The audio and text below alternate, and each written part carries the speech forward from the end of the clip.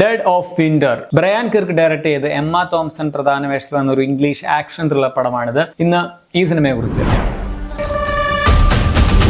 ഇത് ബാർബ് എന്ന പ്രായമായ ഒരു സ്ത്രീയുടെ കഥയാണ്. അവർ ഒരു അതിശൈത്യത്തിൽ ഒരു തണുത്ത വെളുപ്പാങ്കാലത്ത് തന്റെ ഭർത്താവിന്റെ ഒരു ആഗ്രഹം സാധിച്ചു കൊടുക്കാൻ വേണ്ടി ഒറ്റയ്ക്ക് മഞ്ഞിൽ മൂടി ഒരു ലേക്കിലേക്ക് പോകുന്നതും തുടർന്ന് നടക്കുന്ന സംഭവങ്ങളുമാണ് ഈ സിനിമ പറയുന്നത്. നമ്മുടെ the day of the jackal series ഒക്കെ ഉണ്ടല്ലോ, അത് ഡയറക്ട് ചെയ്ത ആളാണ് ഇതിന്റെ സംവിധായകനായിട്ടുള്ള ബ്രയാൻ കിർക്ക്. ഒരു one time watch okayish action ത്രില്ലറാണ് ഡെഡ് ഓഫ് വിന്റർ. ചില നല്ല ടെൻഷനുള്ള നിമിഷങ്ങളൊക്കെ പടത്തിലുണ്ട്. ഇതിന്റെ ഒരു മെയിൻ പോസിറ്റീവ് എന്ന് പറയാനുള്ളത് മനോഹരമായിട്ടുള്ള ഇതിന്റെ വിഷ്വലുകളാണ്. തുടക്കമൊക്കെ ഭയങ്കര രസമായിരുന്നു. ഒരു കാറ്റും മഞ്ഞും ഒക്കെ ആയിട്ട് കിടു ക്യാമറയും ലൊക്കേഷനാണ്. ആ ഒരു മഞ്ഞും മിസ്റ്ററി എന്ന് പറയുന്നത് നല്ലൊരു കോംബോ ആണല്ലോ, എനിക്ക് ഭയങ്കര ഇഷ്ടമാണ്. അതുപോലെ തന്നെ ആദ്യം ഒക്കെ കാണുമ്പോൾ ഒരു ഫാർഗോ സിനിമയുണ്ടല്ലോ 1995 ആ ഒരു വൈബൊക്കെ തരുന്നുണ്ടായിരുന്നു. പക്ഷെ അതുമായിട്ട് വലിയ ബന്ധമൊന്നുമില്ല കഥയ്ക്ക്, അത്രയ്ക്ക് ഗംഭീരമൊന്നുമല്ല താനും. പിന്നെ പടത്തിന്റെ ലെങ്തും വളരെ കുറവാണെന്നുള്ളതും ഒരു പോസിറ്റീവാണ്. പെട്ടെന്ന് തന്നെ കണ്ടു തീർക്കാൻ പറ്റും. പെർഫോമൻസുകളും നല്ലതാണ്. ബാർബ് എന്ന പ്രധാന കഥാപാത്രമായിട്ട് എമ്മ തോംസൺ നല്ല പെർഫോമൻസ് ആയിരുന്നു. ഈ രക്ഷപ്പെടാനായിട്ട് പുള്ളിക്കാരി ഉപയോഗിക്കുന്ന ചില ചെറിയ തന്ത്രങ്ങളൊക്കെ നൈസ് ആയിരുന്നു. ആകെ 5-6 കഥാപാത്രങ്ങൾ മാത്രമേ പടത്തിൽ മൊത്തത്തിലുള്ളൂ. ലിയ ആയിട്ട് വന്ന ലോറൽ മാർട്സൺ, അതുപോലെ വില്ലത്തിയായിട്ട് വന്ന ജൂഡി ഗ്രിയർ, പിന്നെ മറ്റേ താടിക്കാരൻ, അങ്ങനെ എല്ലാവരും നല്ല ഡീസന്റ് പെർഫോമൻസ് ആയിരുന്നു. ടെക്നിക്കലിയും പടം കൊള്ളാം. നല്ല ക്യാമറ,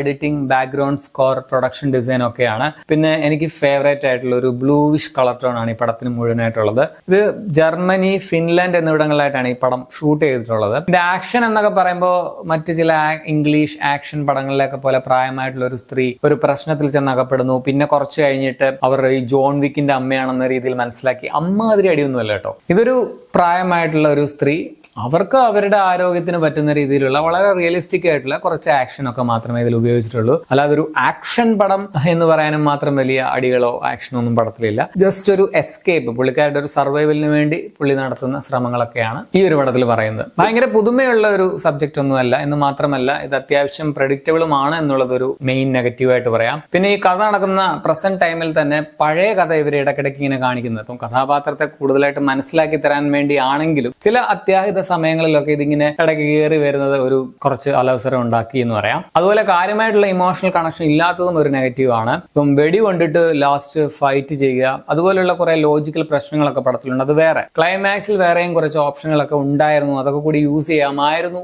എന്നും തോന്നി. സോ ആകമത്തിന്റെ ടോട്ടലിൽ ഒരു okayish one time watchable action thriller ആണ് ഡെഡ് ഓഫ് വിന്റർ. ഞാൻ ഇതിന്റെ ഒരു ക്യാമറ ലൊക്കേഷനൊക്കെ അതിന്റെ ഒരു ബ്യൂട്ടി ഒക്കെ കൊണ്ട് പടം ഇങ്ങനെ കണ്ടിരുന്നു എന്നേ ഉള്ളൂ. അല്ലാതെ ഒരു ഭയങ്കര സംഭവമോ ഭയങ്കര പുതുമ നിറഞ്ഞതൊന്നുമല്ല. ഇപ്പം നിങ്ങൾ ഒരുപാട് ആക്ഷൻ ത്രില്ലേഴ്സ് ഇതുപോലുള്ള സിനിമകളെ കണ്ടിട്ടുണ്ടെങ്കിൽ നിങ്ങൾക്ക് ഇതൊരു വലിയ സംഭവമായിട്ട് തോന്നുകയില്ല. പിന്നെ ജസ്റ്റ് ഒന്ന് ട്രൈ ചെയ്ത് നോക്കാവുന്ന ഒരു കണ്ടിരിക്കബിൾ പടം ആണ് എന്ന് മാത്രം. പടം ഇപ്പോൾ ഡിജിറ്റലി അവൈലബിൾ ആണ്, പക്ഷെ മെയിൻ പ്ലാറ്റ്ഫോമിലൊന്നും നിലവിൽ വന്നിട്ടില്ല. പക്ഷെ ഉടൻ തന്നെ ഏതെങ്കിലും ഇന്ത്യൻ പ്ലാറ്റ്ഫോമിൽ വരുമെന്ന് വിചാരിക്കുന്നു. തൽക്കാലം നിങ്ങൾ ഇന്റർനെറ്റിന്റെ ശക്തി ഉപയോഗിച്ച് കാണേണ്ടി വരും. 1 മണിക്കൂർ 35 മിനിറ്റ് ആണ് സിനിമയുടെ റൺ ടൈം. അങ്ങനെ ഭയങ്കര 18+ ഒന്നുമല്ല, പക്ഷെ ചെറിയ ചില ന്യൂഡിറ്റിയൊക്കെ അവിടെ ഉണ്ട്, അത് ഓർക്കുക. അപ്പോൾ നിങ്ങൾ ഈ പടം കണ്ടുള്ളവരാണെങ്കിൽ നിങ്ങളുടെ അഭിപ്രായം കമന്റിൽ രേഖപ്പെടുത്തുമല്ലോ.